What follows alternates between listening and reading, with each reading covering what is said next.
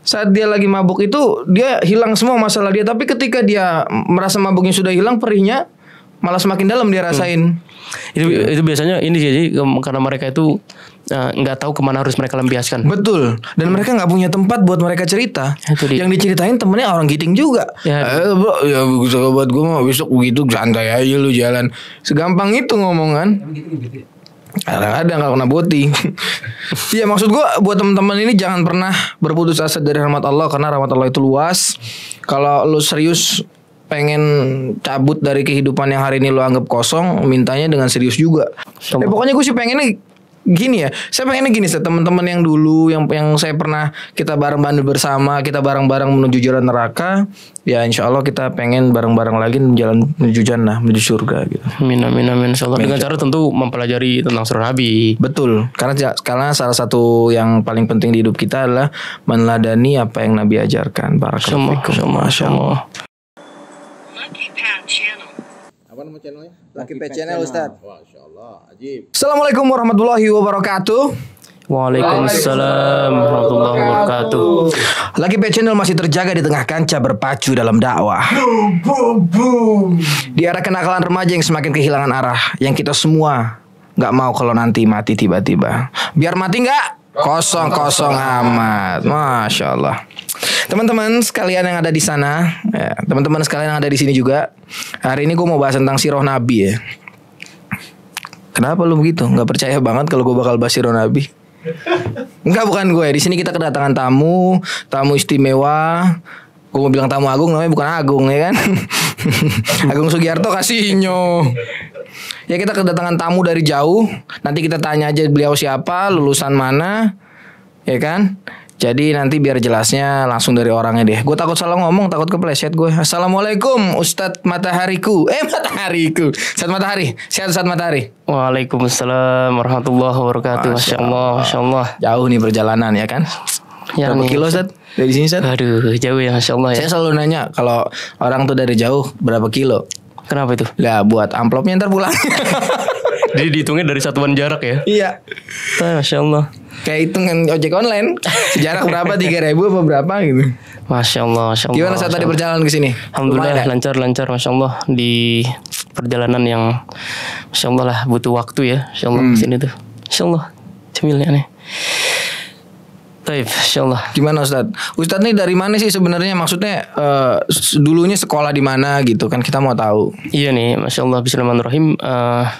Ini buat teman-teman laki, apa nih biasanya sebutannya apa nih? Kita sahabat laki atau Lucky Pet Friends? Lucky Pet Friends ya. Buat Lucky Pet Friends semua ya gitu ya. Iya. Ana baru menyelesaikan kuliah di Mesir. Oke. Di Al-Azhar. Egyptian berarti ya. Egyptian. Di Al-Azhar gitu, ngambil jurusan syariah. Masya Allah. Sudah hampir 7 tahunan ya, kurang lebih 7 tahunan. 7 tahun sekolah? 7 tahun sekolah. Oh iya, betah ya? Iya, dibetah-betahin gitu ya. Iya, benar. Masya Allah. Gitulah ya cukup panjang ya perjalanan gitu. Makanya sekarang baru kemudian dikenalkan sama Lucky Pet nih, merupakan sebuah kebahagiaan tersendiri. Masya Allah. Karena bisa kenal sama anak-anak muda yang kemudian tadi kan udah disebutin ya. Tadi menarik tuh sebenarnya mukadimahnya itu. Mukadimah tadi ya. Di antara kenakalan remaja yang sudah mulai kehilangan arah. Iya, betul. Ya, dimana karena hari ini pemuda-pemuda itu kemudian mereka itu kehilangan sosok untuk dijadikan teladan. Iya, benar. Maka mereka itu ya nggak punya sesuatu yang bisa dijadikan contoh ya, diambil dari bagaimana menghabiskan waktu mudanya, bagaimana kemudian mereka melakukan setiap waktu itu harus seperti apa gitu. Jadi ya ini merupakan salah satu bentuk perkumpulan yang baik sih. Semoga. Asik, doain biar ini terus istiqomah ya kan. Ya, amin. Iya, apalagi saya di sini yang paling bangor.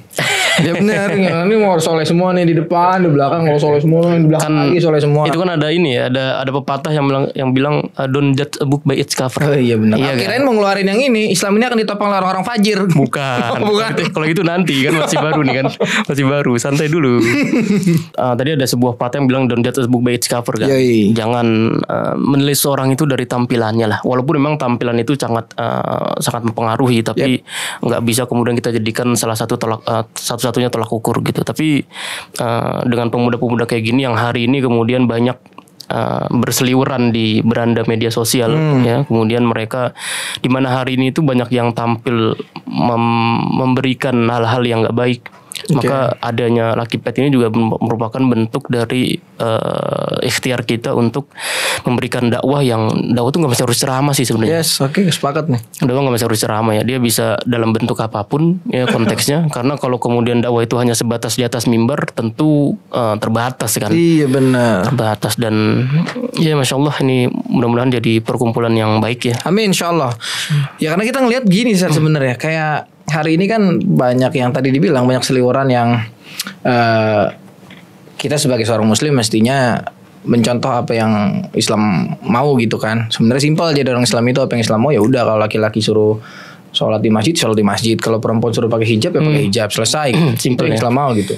Nah, kita ngelihat kita harus buat ini ya udah buat nanti hujah di hadapan Allah bahwa kita pernah mengambil bagian berkontribusi dalam dakwah gitu aja sih. Benar. Itu aneh ingat hadis Nabi SAW ya. Dia bilang Nabi SAW itu dalam satu hadis yang masyhur ya.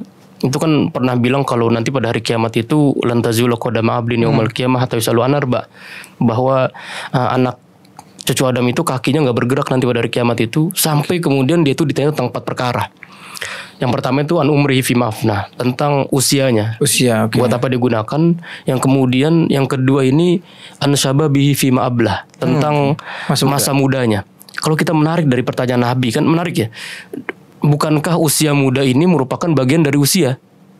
Tadi Nabi di pertama udah bilang kan, betul, tentang usianya dia gunakan buat apa? Kan seharusnya usia itu ya udah cukup kan, dia termasuk usia muda. Yes. Tapi ternyata Nabi SAW itu lebih menspesifikkan bahwa usia muda ini merupakan kalau bahasa kita tuh golden age ya. Golden age. Dia menjadi menentukan tuh. Maka ternyata itu menjadi yang ditanyakan sama Nabi SAW bahwa usia muda itu kita gunakan buat apa? Kalau buat kita jangan seperti slogan yang hari ini berseliweran itu ya, yang dia mengatakan gimana masa kecil foya-foya terus muda tua masuk surga gitu-gitu kan. Itu kan belum menjamin. Belum tentu semua orang kayak gitu. Benar makanya salah satu perkumpulan yang baik itu perkumpulan yang selalu mengingatkan sama Allah sih. Betul. Ya itu tadi Anda bilang kalau kita hari ini melakukan sesuatu itu atas nama dakwah gitu ya, maka ini pun juga merupakan bagian dari cara kita untuk berdakwah kepada agama Allah Subhanahu wa taala. Karena ini era informasi banyak orang-orang anak muda lagi nih kan. Anak muda kalau disuruh datang ke masjid dan sebagainya dengerin kajian ya nggak banyak lah gitu kan. Nggak banyak. Apalagi orang yang baru kenal Islam dan sebagainya agak malu. Ya betul, salah satunya itu malu. Malu kan? Karena dia ngerasa masih kamu suci, aku penuh dosa. Itu kata Awkarin. Ya kayak gitulah ya, insyaallah. Ya, insyaallah. Iya. Akhirnya pemuda ini kan kepingin yang tadi misal mereka malu buat ke masjid, akhirnya ngambil di searching nih ya nggak di YouTube ini bagaimana sih untuk menjadi Islam yang baik, harus dimulai dari mana. Nah anak muda ini sebenarnya penting banget ketika kita bahas masalah sirah tentang Nabi gitu, cerita tentang Nabi itu. Cuman kan perlu ada seni ya kan. Benar. Ya ini jadi menarik ya. Apa nih manggilnya nih akhi atau bro atau bro aja ya. Bro aja. Akhi nanti takut di karangan. Tapi ini bro Fed nih masya Allah.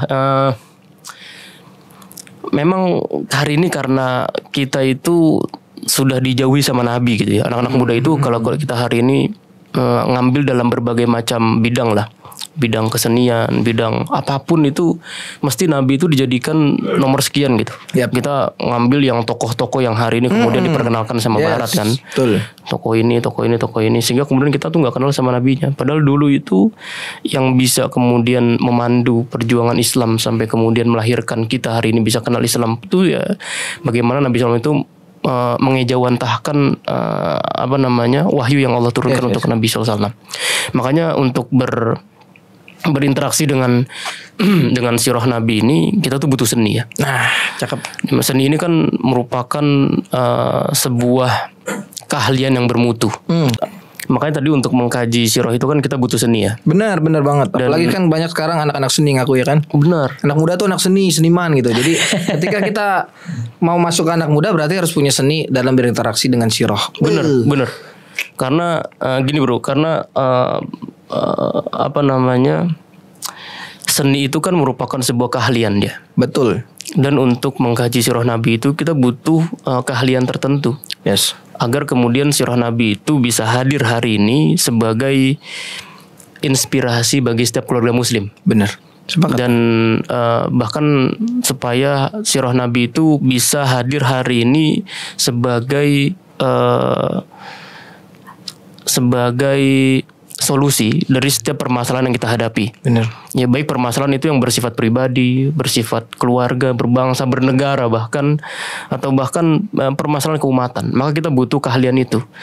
Karena kalau kita hari ini kemudian mengkaji sirah atau membaca sirah atau dengerin sirah Nabi gitu ya, sejarah hidup Nabi, tapi kemudian kita tidak memahami seni, maka kita itu hanya memandang sirah Nabi itu hanya sebatas kumpulan peristiwa-peristiwa. Iya, akhirnya dibaca aja, oh ya udah begitu aja gitu. Tapi nggak diadopsi di kehidupan sehari-hari gitu. Benar. Dia cuman sebatas kumpulan sejarah, kumpulan tahun, kumpulan ya ini perang dan sebagainya. Nggak lebih dari itu. Dan sebagaimana kebanyakan orang hari ini menilai sejarah kan seperti itu, bahwa sejarah itu ya hanya sebatas kumpulan tadi cerita-cerita, kisah tokoh-tokoh, tahun dan seterusnya. Maka kalau kemudian kita ingin lebih mendalami tentang sirah Nabi itu, bagaimana kita tuh membutuhkan seni. Seninya itu tadi bahwa dia merupakan sebuah keahlian tertentu untuk kemudian kita tuh menjadikan sirah Nabi itu bukan hanya sebagai sebuah objek bacaan. Betul. Ya, tapi bagaimana lebih dari itu bisa kita ambil intisari inspirasi dari Nabi SAW. Seperti itu, insyaallah ya. Masya Allah. Nah tapi mungkin anak-anak muda seumuran Ogut nih, dia paling berpikir, lah terus kenapa harus kita berinteraksi sama Nabi gitu? Ya kenapa kita harus berinteraksi sama sirah gitu? Ini kan menarik gitu bro. Kenapa ya harus kalimat interaksi ya? Kenapa? Jadi interaksi itu merupakan... Kenapa nggak belajar gitu? Nah itu dia.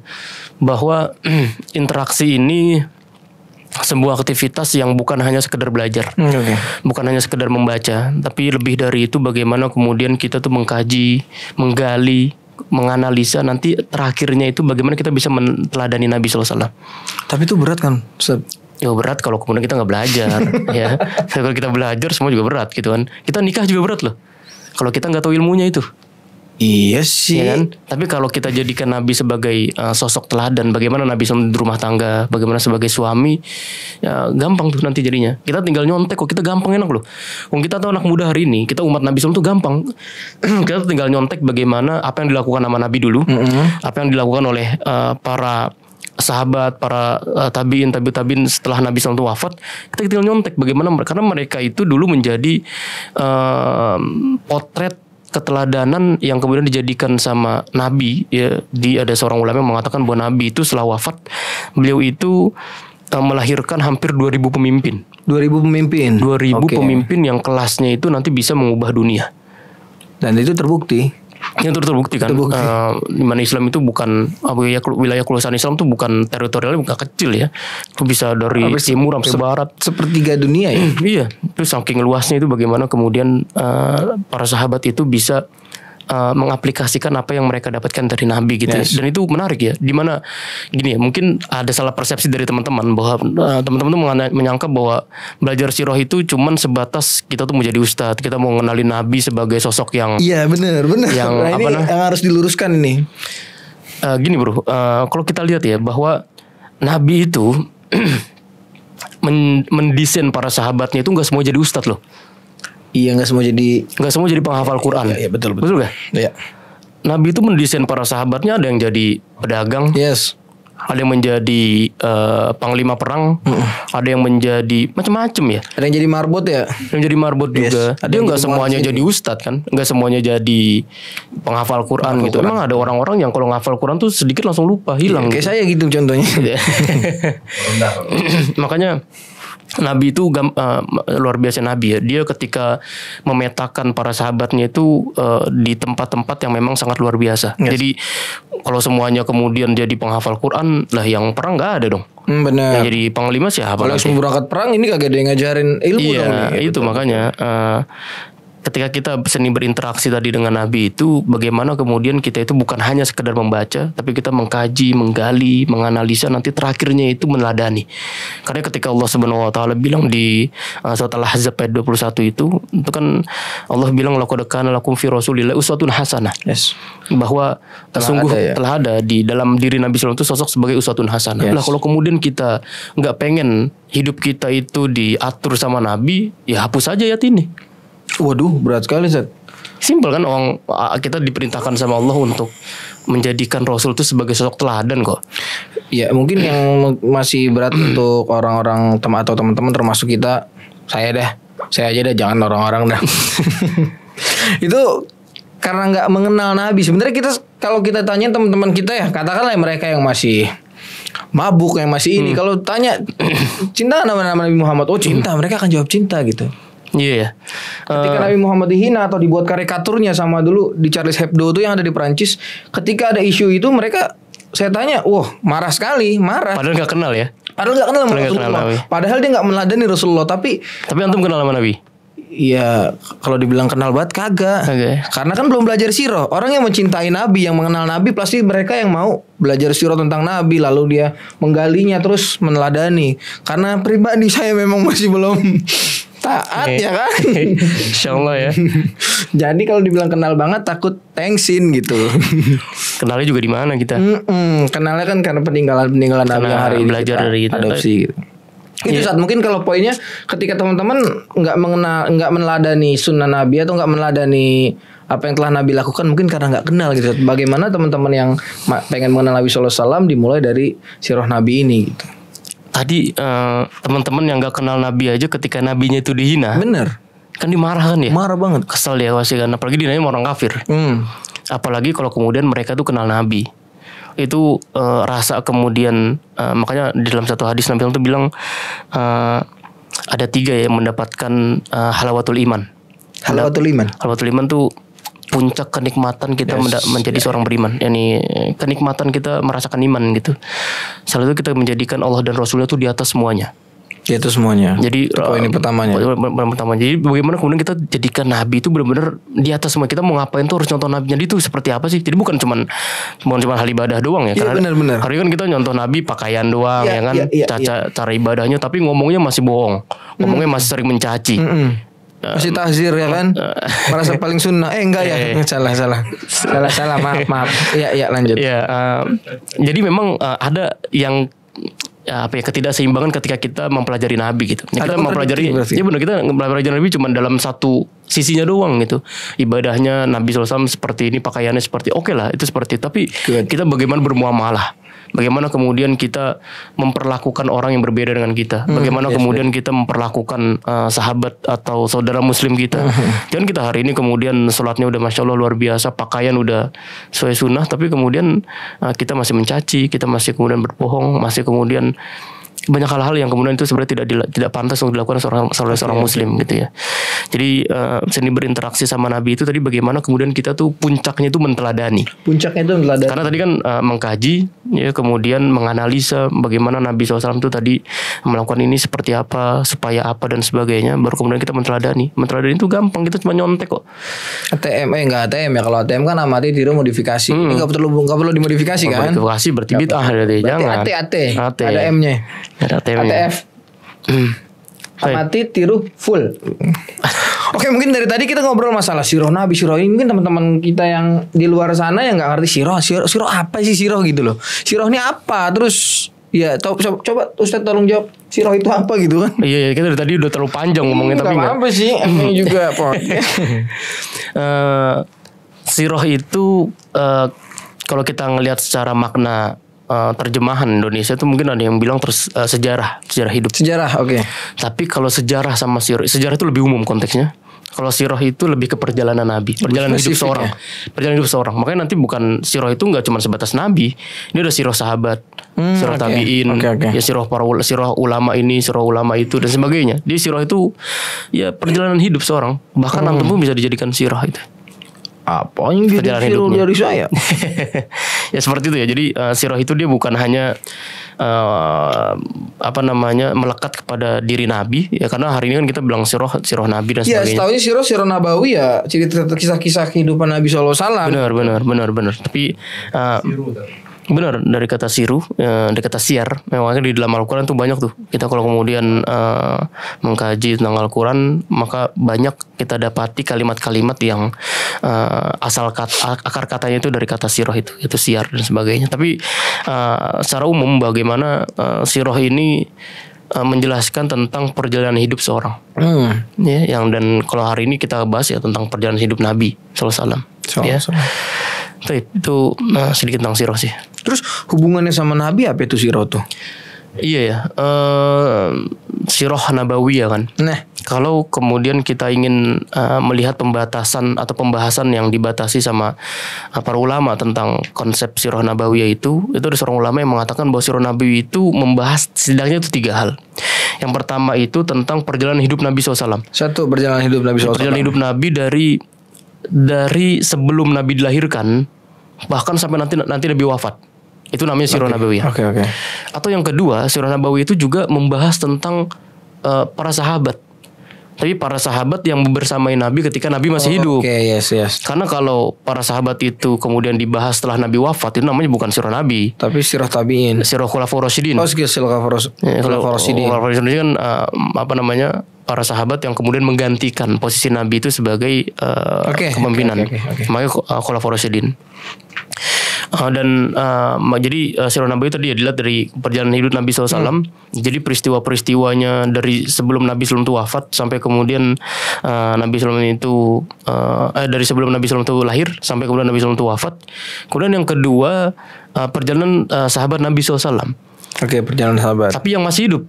Jadi bukan maksudnya membahas tentang sahabat Nabi SAW yang membersamai Nabi ketika Nabi masih hidup. Oh berarti yang hidup bersama Nabi yang saat hidup itu bersama Nabi. Karena kalau Nabi tadi sudah wafat ya berarti jatuhnya ngebahas tentang Khulafaur Rasyidin kan, tabi'in dan sebagainya.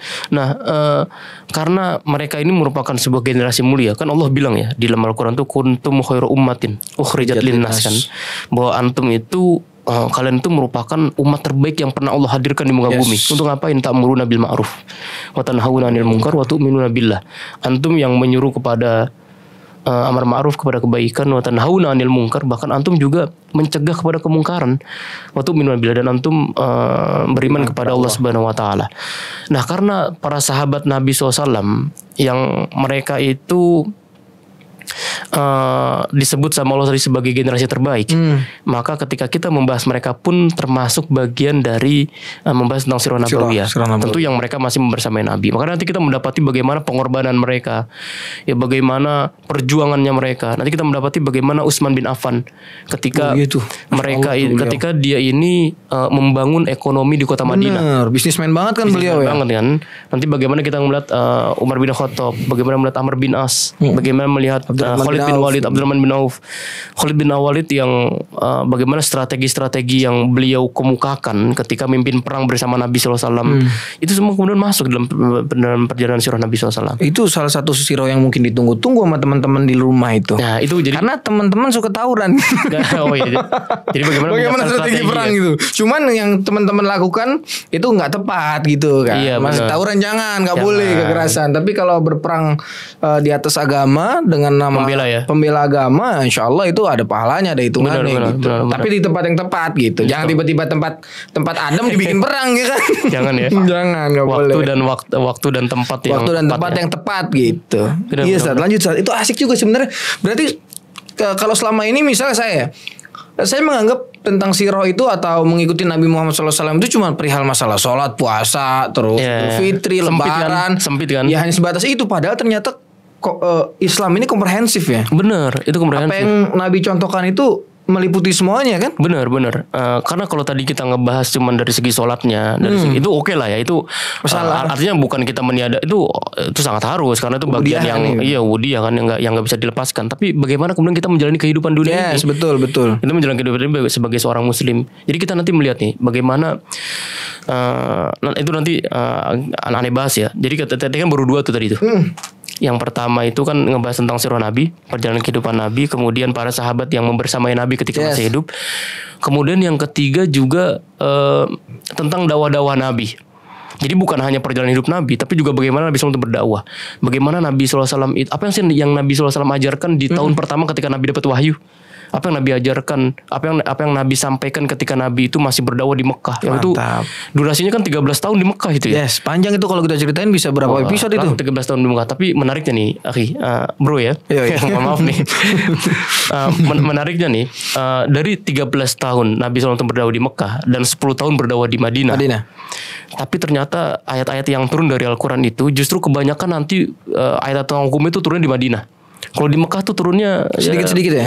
Sedikit, tapi ngebahas tentang kisah-kisah dan sebagainya. Tapi kalau ngebahas tentang hukum, tentang sholat, atau untuk kapan kita diperintahkan untuk puasa Ramadan? Kan Al-Baqarah kan 183 ya? 183 4485. Iya benar dong. Itu kan turunnya itu di bulan Sya'ban. Betul. Di bulan Sya'ban, tapi sudah di tahun kedua Hijriah. Tahun kedua Hijriah itu kan berarti Nabi SAW itu dakwah berapa tahun itu berarti? Dari Mekah ya? Mekah 13 tahun, berarti 15 tahun. 15 tahun, Masya Allah, mantap. 15 tahun Nabi SAW berdakwah, tapi baru kemudian diperintahkan ya ayyuhalladzina amanu kutiba alaikumusiyam. Itu turun ayatnya itu baru di tahun kedua Hijriah. Berarti kan sebelumnya para sahabat puasa gak? Enggak. Ya artinya kalau secara Ramadan gak puasa dia. Gak puasa. Jadi baru diturunnya itu nanti tahun kedua Hijriah. Perintah dan sholat dan sebagainya itu nanti turunnya baru di Madinah. Jihad dan sebagainya baru turunnya di Madinah. Di Mekah itu mereka menanamkan akidah. Bagaimana? Akidah dulu ya. Ya kan mereka orang-orang yang tadi sering mabuk. Iya benar. Dan sebagainya itu bahkan ayat-ayat yang pengharaman khamr itu juga nanti itu turunnya di Madinah. Ya alladzina amanu innamal khamru wal maisir dan sebagainya. Nama judi juga ya. Judi itu juga turun di Madinah. Dari 3 hal tadi itu, dari perjalanan hidup Nabi SAW, kemudian para sahabat yang membersamai Nabi ketika masih hidup. Dan nanti kita ngeliat bagaimana perjuangan mereka, pengorbanan mereka tadi itu. Kemudian dakwah-dakwah Nabi nih, yang kemudian Nabi itu tadi apa sih yang Nabi ajarkan di tahun pertama ketika Nabi itu masih berdakwah di Mekah? 13 tahun itu ngapain aja Nabi? Bagaimana, kapan Nabi membangun masjid? Ya, pertama kali itu. Kapan dulu di Mekah kan gak ada masjid sih. Gak ada masjid, masjid itu baru ada di Madinah tuh. Yang kosong padang pasir. Dulu masih ada Ka'bah dulu. Dulu baru sholatnya juga. Sholat belum ada kan? Belum. Masih sembunyi dakwahnya, masih sembunyi.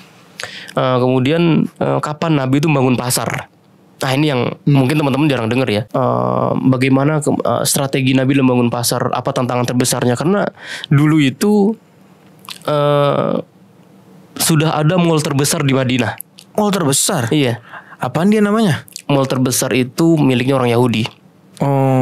Miliknya orang Yahudi yang mereka tuh dirikan pasar ya. Jadi kalau mereka mau bertransaksi itu ya di pasarnya. Pasar orang Yahudi tadi. Yahudi itu. Yahudi dari dulu emang dari dulu dia. Makanya dulu ketika kaum muslimin pertama kali hijrah, mereka kan gak punya pasar. Mereka baru pertama kali datang kok. Makanya mereka itu ikut bertransaksi di pasar Yahudi itu. Makanya kita mau mengenalnya ada riba kan. Ya, oke. Ada riba, kemudian ada orang yang minjem sesuatu tapi kemudian gak bisa bayar, maka dikenakan denda kan. Itu otak siapa itu? Nah, denda itu riba jahiliyah itu. Ya, itu yang orang itu Yahudi yang buat itu. Siapa? Orang Yahudi itu. Wahyudi. Yahudi emang. Makanya otak cuan. Iya. Cuan haram.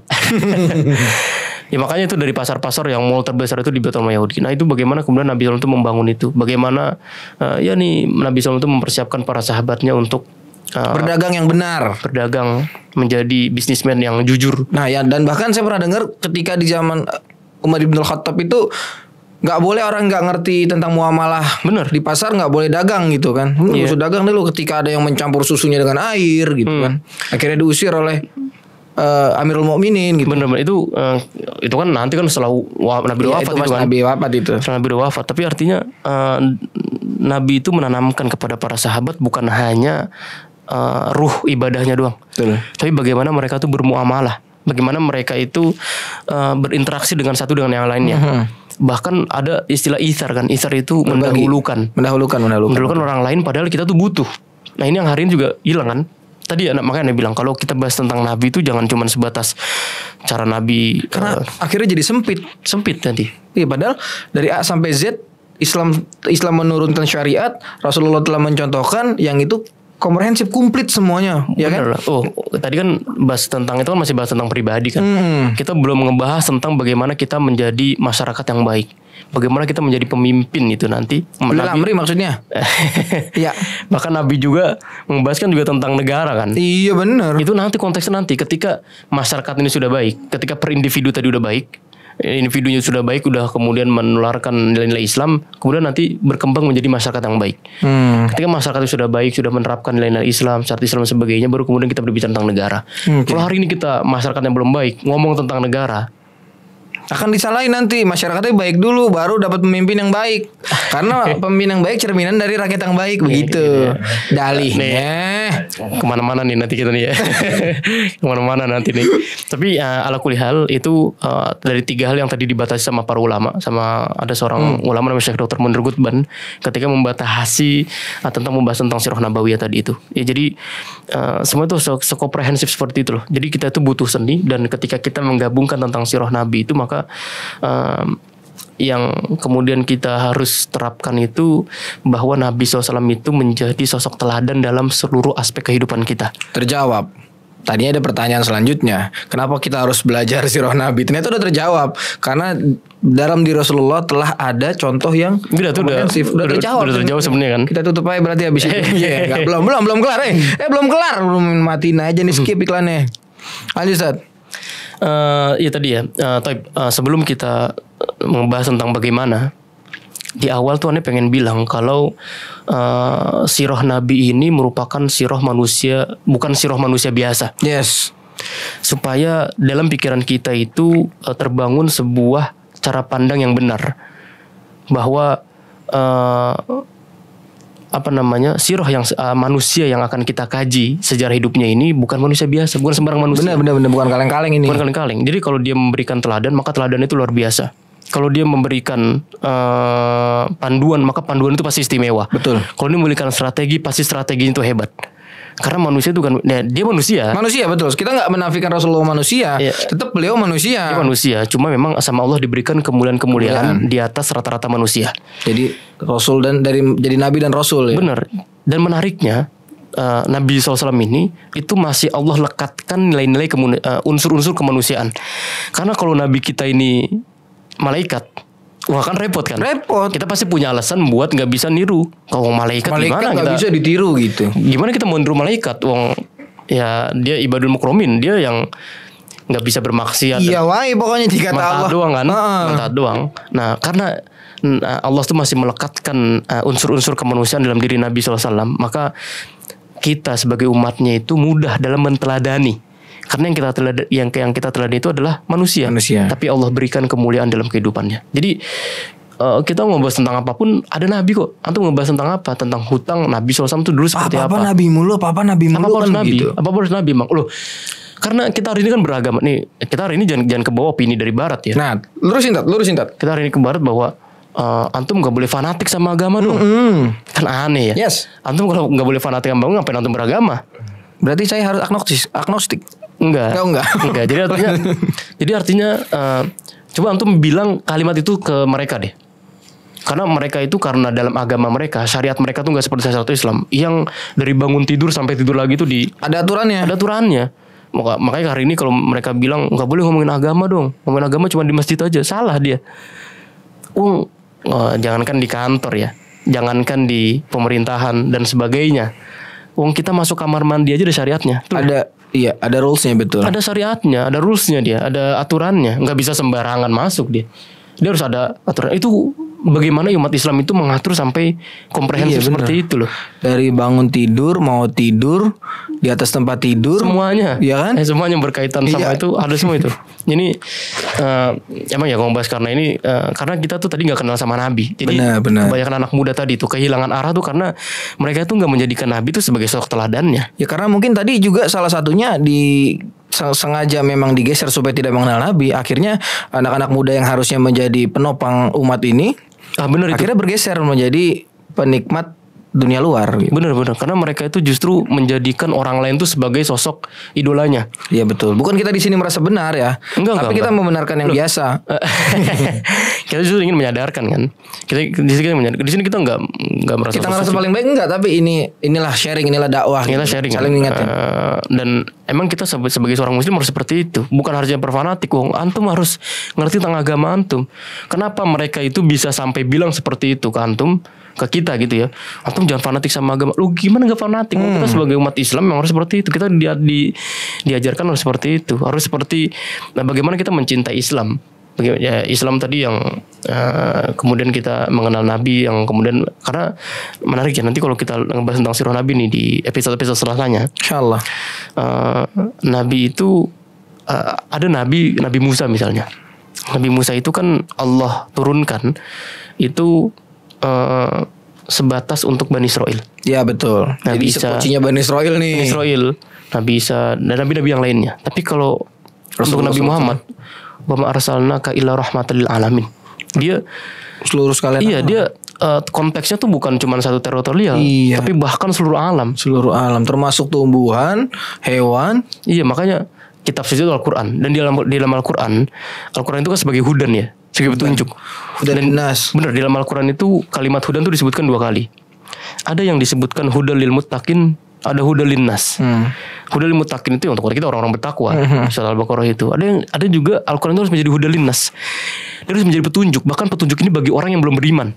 Iya, makanya manusia konteksnya ya. Manusia gitu. Kan petunjuk untuk manusia kan. Makanya nanti mendapati bahwa banyak para ilmuwan-ilmuwan yang mereka ketika meneliti Al-Quran, ketika mereka meneliti Islam, justru mereka tuh masuk Islam. Benar, itu buktinya udah banyak tuh. Ya kan? Yang dia meneliti jasadnya Firaun, ya kan? tiba-tiba dia akhirnya berpikir orang-orang ini ilmuwannya orang cerdas kan. Benar dia. Akhirnya Islam ini agama yang masuk logik gitu menurut mereka. Karena dia nggak membatasi ilmu pengetahuan dia. Yes. Itu panjang sih. Itu mungkin nanti buat jadi pembahasan kita di depannya. Ini cakep nih anak muda nih harus nonton ini insyaallah ini. Harus ngeliat seperti ini. Ya seperti itulah. Nah, tapi berarti untuk anak muda ya, kayak saya ini masih anak muda nih ya kan. Kalau Denny kan mungkin tua ya kan, Bang Mardan tua, apalagi ini Kong Adam tua semua. Idealnya nih kita belajar sirah itu kapan, Sat? Jadi gini, ada seorang ulama namanya Zainal Abidin dulu. Zainal Abidin. Ini apa ya, keturunannya Ali bin Abi Thalib. Nah, jadi Zainal Abidin bin Ali bin dan sebagainya, itu nggak hafal silsilahnya itu, tapi sampai Ali bin Abi Thalib. Zainal Abidin ini salah satu seorang ulama. Dia mengatakan bahwa nahnu nu'allam maghaziyan nabi kama nu'allam surata minal Qur'an. Kita itu dulu, kata beliau ini, diajari tentang maghazi. Maghazi itu bahasa. Jadi gini, sirah nabi itu terkenalnya itu bukan dari awal Nabi selama masih hidup, tapi dari sebelum beliau. Enggak, sirah Nabi loh. Oh, dari sirah Nabi kan perjalanan hidup Nabi kan. Masa pas Nabi hidup udah ada sirah? Yang belum ada. Belum. Itu baru ada nanti setelah Nabi wafat. Setelah Nabi wafat di abad pertama Hijriyah itu, mereka tuh kenalnya dengan kata maghazi. Di kata magza. Magza. Itu tentang peperangan, tapi artinya tentang membahas tentang sirah Nabi. Nanti ketika datang Ibnu Hisham, para ulama yang kemudian membahas tentang sirah itu, nanti datang lagi Ibnu Ishaq, muridnya itu, mereka baru kemudian memperkenalkan kalimat sirah. Tapi dulu kalimat itu belum terkenal dengan belum sirah ya, tapi masih maghazi dan sebagainya. Dia mengatakan bahwa dulu tuh kita diajarkan tentang perjalanan hidupnya Nabi, kata Zainal Abidin tadi itu, Ali Zainal Abidin, seperti kami diajarkan satu surat dalam ilmu Al-Quran. Wow. Jadi artinya ketika dia belajar sirah itu sama seperti mereka tuh mempelajari Al-Quran. Yes. Kira-kira kita kapan belajar Al-Quran tuh? Kalau saya ditanya jujur ya, saya pas udah. Enggak, idealnya kita. Oh, idealnya dari kecil. Dari kecil kan? Dari kecil. Bahkan ada sebuah riwayat dari Abdullah bin Umar. Abdullah bin Umar ini anaknya Umar bin Khattab. Abdullah bin Umar ini bilang bahwa ayahku, karena konteksnya kan bapaknya kan. Iya. Umar bin Khattab itu selesai mempelajari surat Al-Baqarah itu selama 12 tahun. Selesai mempelajari surat Al-Baqarah selama 12 Bukan tahun. menghafal ya. Mempelajari, mengkaji, mentadaburi. Benar. Mempelajari mentadaburi itu 12 tahun itu. 12 tahun cepet juga ya. Cepet loh 12 tahun beliau. Lah kita sampai umur segini kagak kelar-kelar itu mentadaburi Al-Baqarah. Benar juga ya. Iya. Kalau konteksnya kita kemudian di compare sama Umar ya. Nah, bukan main. Bukan 12 tahun kan berarti kan. Itu lebih dari 12 tahun kan. Tapi ternyata memang mempelajari sirah itu ternyata juga sama seperti mempelajari Al-Quran. Tapi tentu memang ada beberapa disiplin-disiplin ilmu yang berbeda dalam mempelajarinya. Tapi aku lihat bagaimana kita bukankah kita hari ini anak-anak kita kan dikenalkan sama nabi-nabi kan, bagaimana nabi itu walaupun kita mungkin gak mengenalkan secara umum tentang nabi, tapi kita mengenalkan tentang nilai-nilai yang diajarkan nabi. Kalau makan pakai tangan kanan, nggak boleh berkata bohong dan sebagainya, kita ajarkan juga. Artinya kita mengenalkan itu sedini mungkin agar kemudian anak-anak kita itu mengenal tentang nabi dan kita tidak kehilangan arah dalam menteladani orang yang kemudian menjadi sosok teladan dan idola dalam kehidupan dia gitu. Nah, kalau teman-teman yang seumur saya yang masih misalnya teman-teman yang masih nongkrong nih pengen belajar Islam terus pengen deh denger sirah deh, biasanya kan denger sirah kan dari yang misalnya berat-berat bahasanya kurang ini, terus yang mereka ini mulainya dari mana untuk denger sirah gitu? Jadi sirah ini bisa sirah tematik ya. Jadi tadi menarik ini, sebenarnya belum selesai tadi tuh yang Anda bilang bahwa Nabi itu bahkan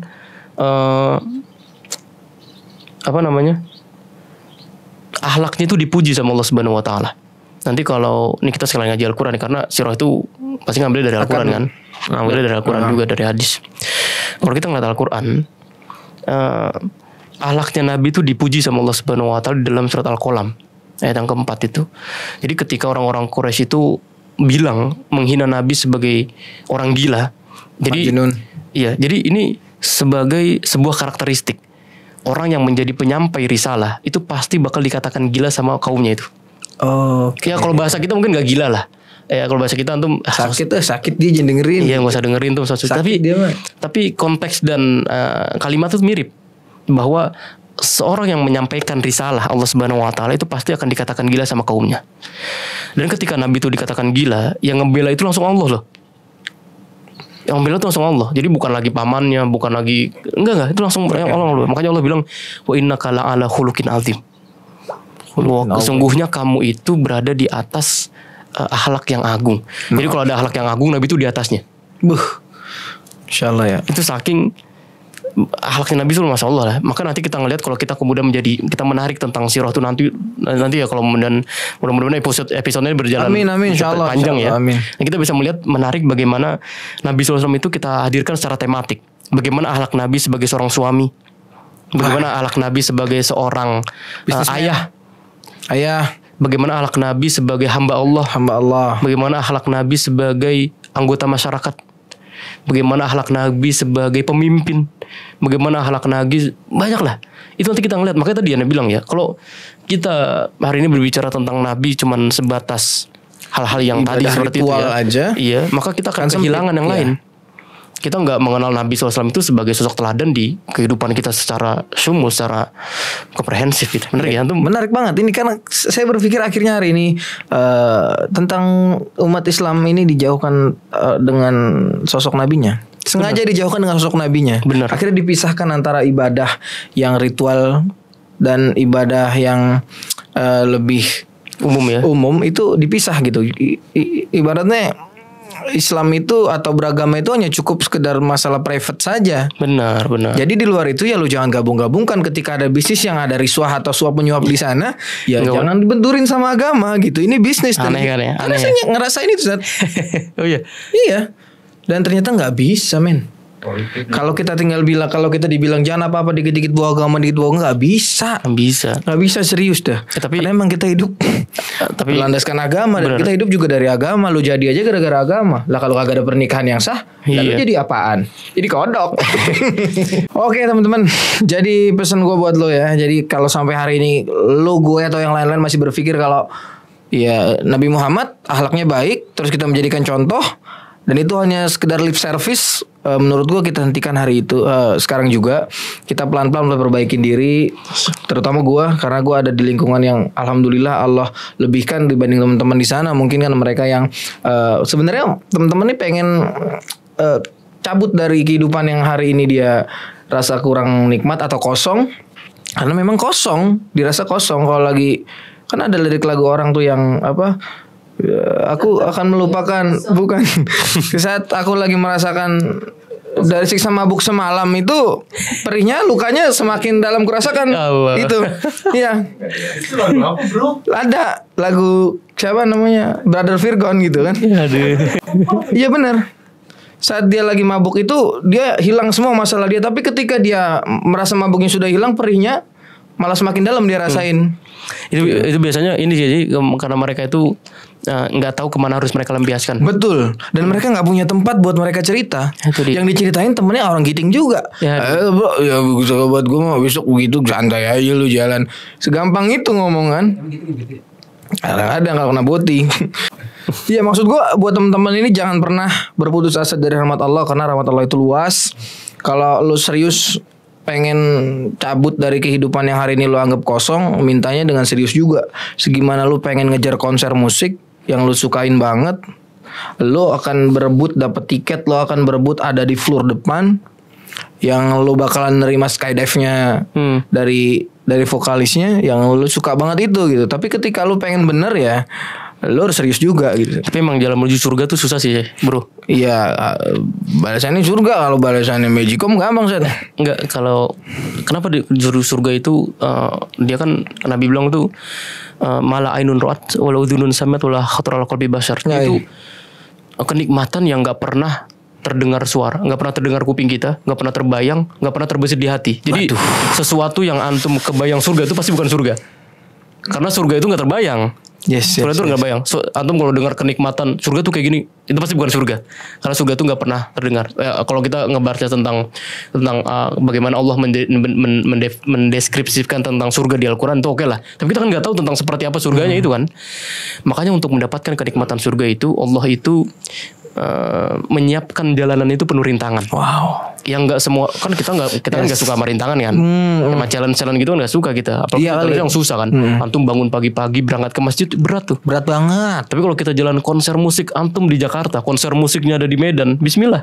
Berangkat langsung karena kita suka kan. Yes. Nah, bagaimana kemudian kita menanamkan sifat suka itu dulu ya untuk kita bisa masuk surga. Karena kita masuk surga itu luas. Kalau kita cuma mau surga sendirian dong sayang. Banyak kapelingan yang kosong kan. Bener. Banyak kapelingan yang kosong. Tapi kita butuh kemudian teman-teman. Kita juga enak loh kalau kemudian kita ngumpul di surga itu. Bareng lagi ya kan. Ngumpul dengan kita kayak gini juga. Mungkin kita bisa dirikan podcast di surga juga enak kan. Insya Allah. Nah, ini teman-teman yang masih pada suka minum berhenti minum. Nanti kita akan minum di surga. Bismillah. Wih gila nih Fir. Ini wah parah dia mau mabuk di surga. Enggak. Dengan minuman yang tidak memabukkan. Benar.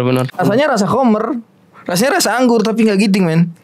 Sadar terus tuh. Pokoknya gue sih pengennya gini ya. Saya pengennya gini teman-teman yang dulu yang saya pernah kita bareng-bareng bersama, kita bareng-bareng menuju jalan neraka. Ya insya Allah kita pengen bareng-bareng lagi jalan menuju jannah, menuju surga gitu. Amin insya Allah. Dengan cara tentu mempelajari tentang surah Nabi. Betul. Karena salah satu yang paling penting di hidup kita adalah meneladani apa yang Nabi ajarkan. Barakallahu fikum. Masya Allah. Oke teman-teman ya, gue pamit dulu nih. Bentar lagi mau buka puasa karena Ustadz juga saum Syawal. Jangan lupa. Jangan lupa. Jangan sampai kelupaan. Karena di tahun lalu gue sempat lupa juga. Gue kira bakal dapat 6 hari. Ternyata gue cuma dapat 5 hari. Ya sedih banget sumpah. Ini hari ke-6 besok. Enggak, ini udah habis Pet. Ya. Syawal udah selesai. Yang bener dong. Iya bener, Syawal udah selesai. Sedih loh. Yaelah 6 hari itu lu berasa puasa tahun full. Makanya kita setahun full Ramadan aja kita 30 hari kadang bolong-bolong. Nah 1 tahun full kan. Ya Allah. Ayolah teman-teman, semangat buat berpuasa, semangat berbuat baik. Jangan lupa tebarkan kebaikan dimanapun lu berada. Dan jangan pernah putus dari rahmat Allah. Karena lu gak pernah bisa bergantung pada siapapun, termasuk apalagi manusia yang bakal bikin lu kecewa. Tapi kalau lu bergantung sama Allah, lu gak akan pernah kecewa. Gua pastiin lu gak akan pernah kecewa. Barakallahu fikum. Gua Fed, Ustadz Matahari. Teman-teman yang ada di sini Lucky Pet Channel, jangan lupa di like, comment, dan subscribe. Gua Fed, peace out. Assalamualaikum warahmatullahi wabarakatuh. Sign out. Assalamualaikum warahmatullahi wabarakatuh. قد أفلح المؤمنون